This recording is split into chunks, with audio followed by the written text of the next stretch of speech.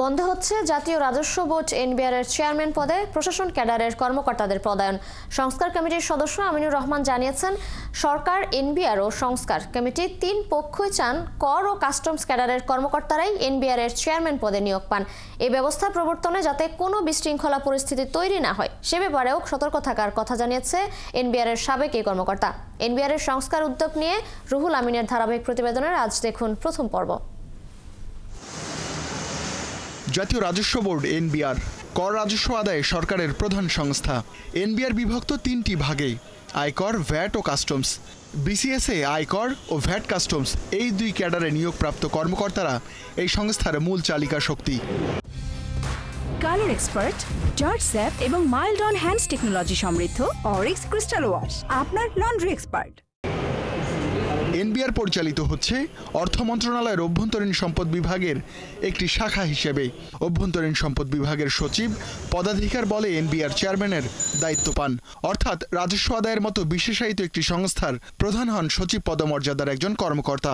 অথচ এনবিআর এর শুরুটা এমন ছিল না। দেশ স্বাধীন হওয়ার পর রাষ্ট্রপতির অধ্যাদেশ দিয়ে গঠন করা হয় এনবিআর। তখন এনবিআরই ছিল অর্থ মন্ত্রণালয়ের একটি বিভাগ, আর ট্যাক্স ভ্যাট ক্যাডার থেকেই হতেন এনবিআর চেয়ারম্যান। কিন্তু 1979 সালে রাষ্ট্রপতির অধ্যাদেশকে পাশ কাটিয়ে একটি বিধিমালা দ্বারা গঠন করা হয় অভ্যন্তরীণ সম্পদ বিভাগ। এনবিআর হয় এর একটি শাখা। চেয়ারম্যান পদে বসা শুরু করেন প্রশাসন ক্যাডারের কর্মকর্তারা।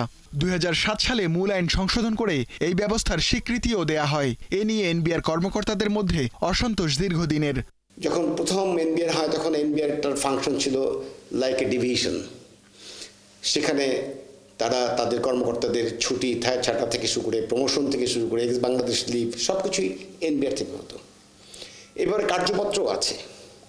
কিন্তু পরবর্তী পর্যায়ে যখন মিলিটারি রুলার আসলো তখন আমরা দেখলাম সচিবালয় বিধিমালা হলো, আইআরডির সৃষ্টি হলো। এই ট্যাক্সটা কিন্তু একদম খুব টেকনিক্যাল ন্যাচারের কাজ।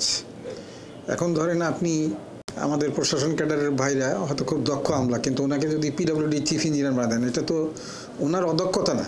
উনি এই ব্যাপারে ওনার কোনো অভিজ্ঞতা বা ওনার এক্সপার্টিস নাই, সেই জন্যই ওনাকে দেওয়া হয় না।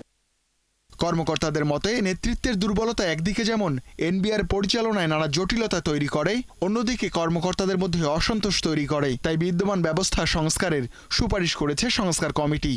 সংস্কার যদি করতেই হয়, আসলে আমাদের ওইভাবেই সংস্কার করতে হবে যাতে করে এনবিআর এর চেয়ারম্যান হিসেবে দক্ষ, যোগ্য, মেধাবী এবং অভিজ্ঞ লোক যে কোনোভাবেই হোক তাকে এখানে সম্পৃক্ত করতে হবে।